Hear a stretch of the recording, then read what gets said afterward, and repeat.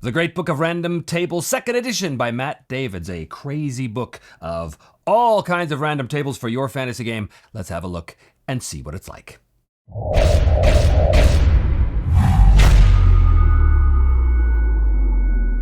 Matt Davids is the author of this book and of a bazillion different booklets that I have bought over the years that are all about all kinds of crazy random tables for just about any kind of situation you can imagine a player in a fantasy role-playing game could get themselves involved with. So this is the second edition.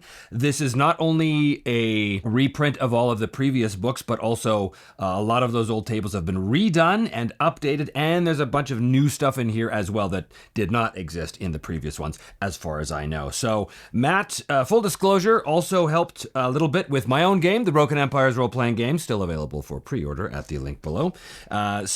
I like his work. And I think he does good stuff. And certainly this book, or rather the random tables that comprise this book, have provided all kinds of wonderful things for the main show here on the channel over the years. So I'm very interested to see what we've got here. So right away I can see, oh look, there's art. Art's nice. There wasn't a whole lot of art in the previous book.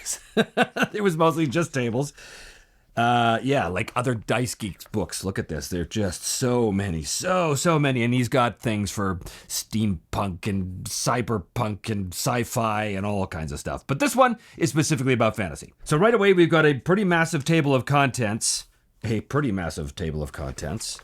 Wow, that just kind of goes on, which is great. So we're not going to, do a super deep dive, but we're going to give a very cursory examination of the kinds of things that this book has to offer. How to use this book?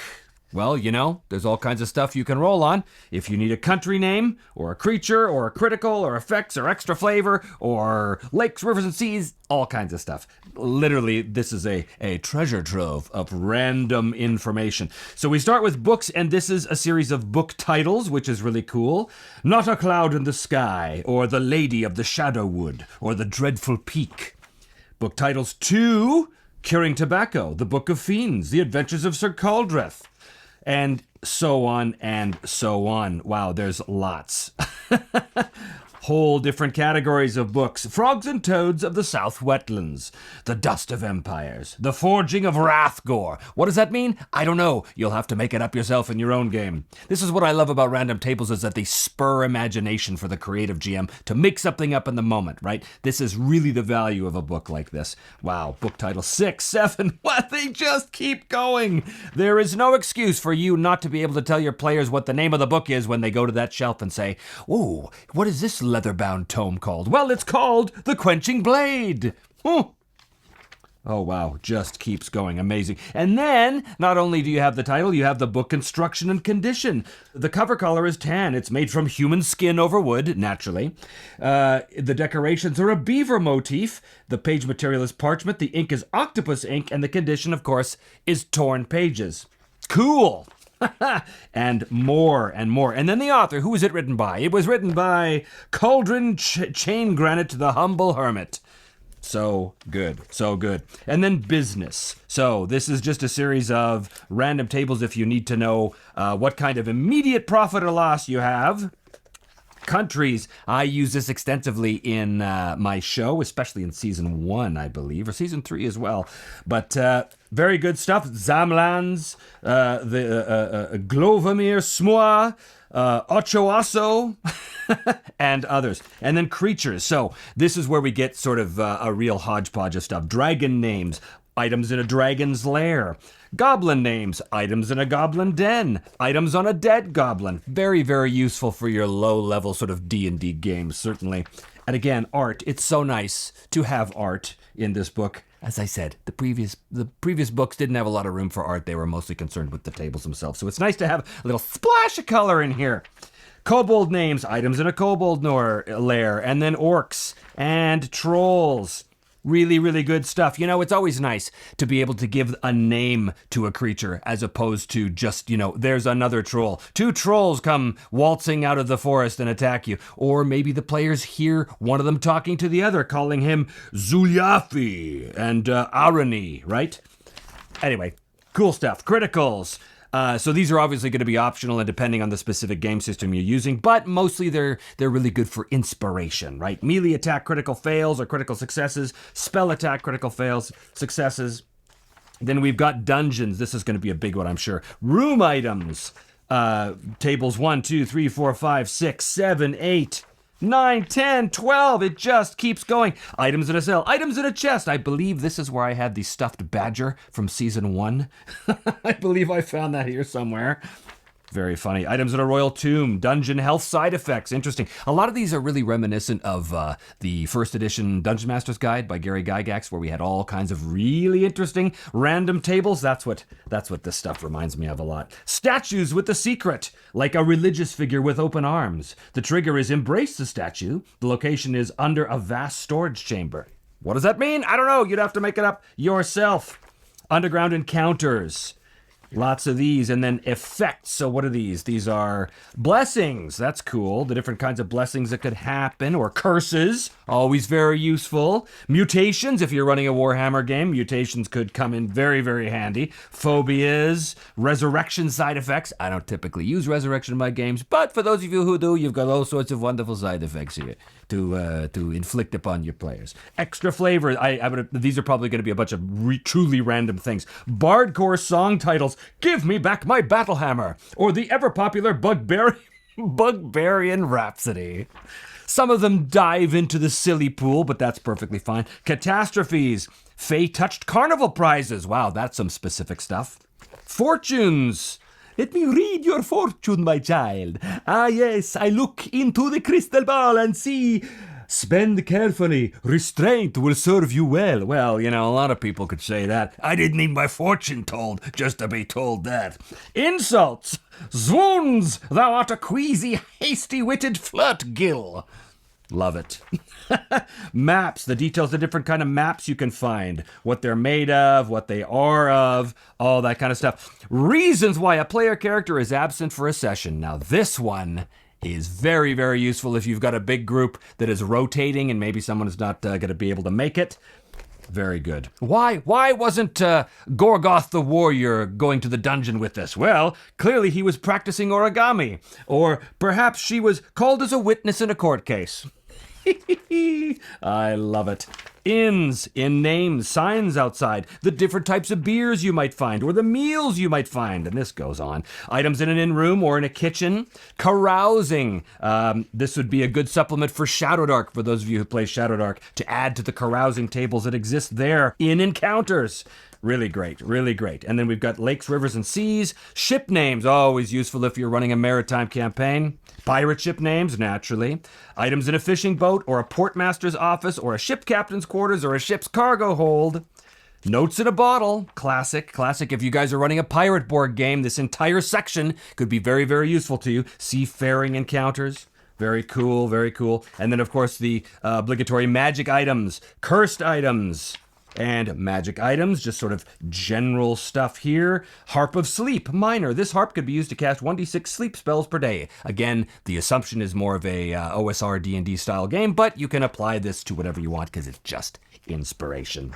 Manor House. Items in a desk or in a drawing room or in a noble bedchamber. These would be very useful for a Harn game.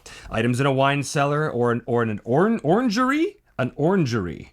Is that a place where they grow oranges? I'm not entirely certain what an orangery is.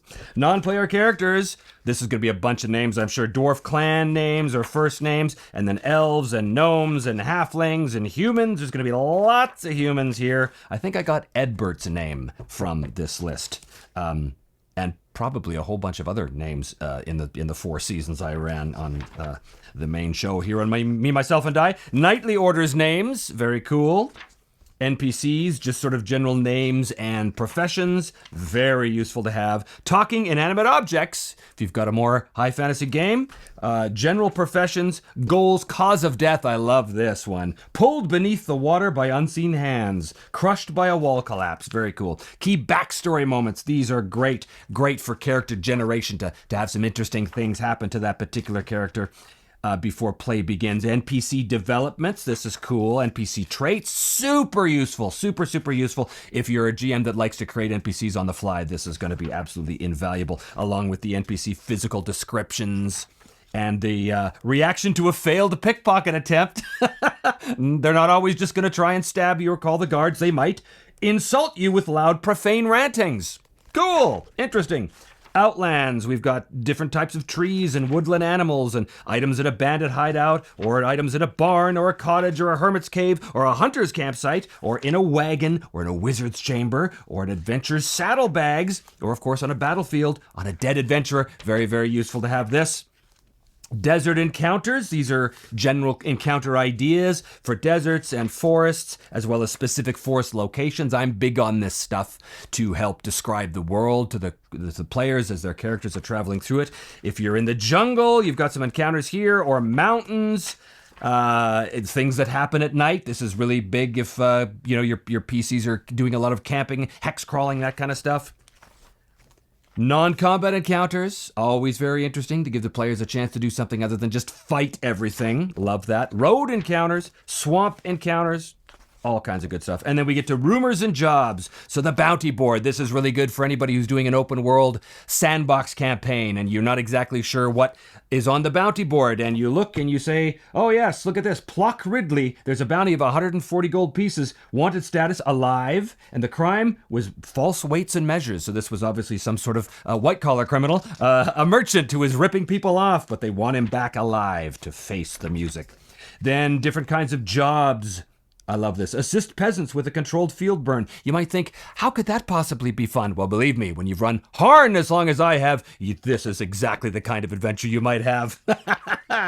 Which is oddly pleasing and very satisfying. Very counterintuitive, but believe me, it's great. Rumors and odd jobs. Very good to have. All kinds of tables. Section 1 and 2 and then 3. These are D100 tables mostly, so there's a lot of entries. And then shops. This is all going to be great if you're running city or town adventures. Alchemical ingredients, bakery items, fictional spices. I love this. Dare I say, this adds some spice to your campaign and your descriptions.